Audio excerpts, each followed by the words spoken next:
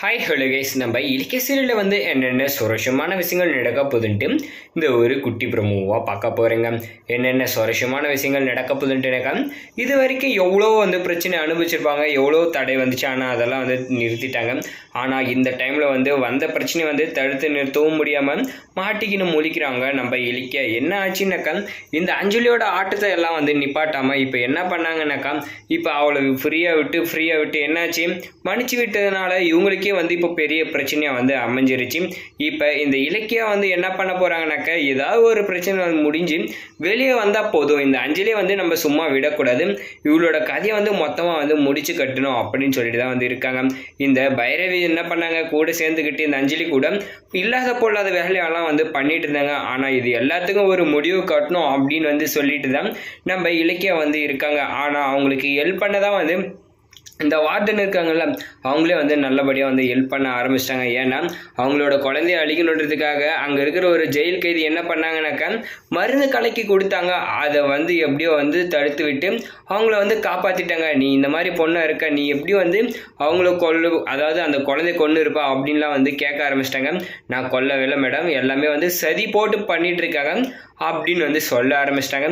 சரி, உன்னை நான் காப்பாற்றுறேன், நீ கவலைப்படாத அப்படின்னு சொல்லிட்டு என் குழந்தைய காப்பாற்றுற உன்னை நான் காப்பாற்றாமல் விட்டுருவேனா அப்படின்னு பேச ஆரம்பித்தாங்க. ஓரடையும் நம்ம இலக்கியாவுக்கு ஒரு பெரிய சப்போர்ட்டாக இருந்துச்சு.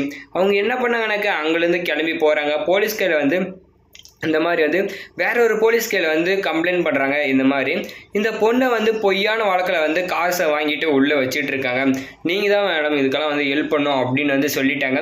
அவங்களும் என்ன பண்ணாங்கனாக்கா, அப்படியா, இந்த மாதிரி ஆளுங்களெல்லாம் எதுக்கு போலீஸாக இருக்காங்கன்னு தெரியல, எதுக்கு தான் நேர்மைக்கிறவங்களாம் அசிங்கப்படுத்துறாங்கன்னு தெரியலன்னு சொல்லிட்டு அந்த போலீஸும் வாங்க எங்கே இருக்காங்கன்னு சொல்லி காட்டுங்க அப்படின்னு சொல்லிட்டு போய் அரெஸ்ட் பண்ணுவோம் ஆதாரம் கிடைச்சா அப்படின்னு சொல்லிட்டு இந்த போலீஸும் போகிறாங்க. போய் பார்த்தானாக்கா வசமாக மாட்டிக்கிறாங்க. இந்த பைரவி கிட்டே இந்த அஞ்சலி கட்டி நின்று பேசிட்டு பணம் கொடுத்தாங்கல்ல, அது எல்லாமே அதை பற்றி பேசிகிட்டு இருக்காங்க. முக்கியமாக இந்த ரேவதி போய் பேசினேன், அதாவது நான் தான் இதெல்லாம் பண்ணேன் அப்படின்னு சொல்லி ஒத்துனது எல்லாம் சொல்லிட்டு இருக்காங்க.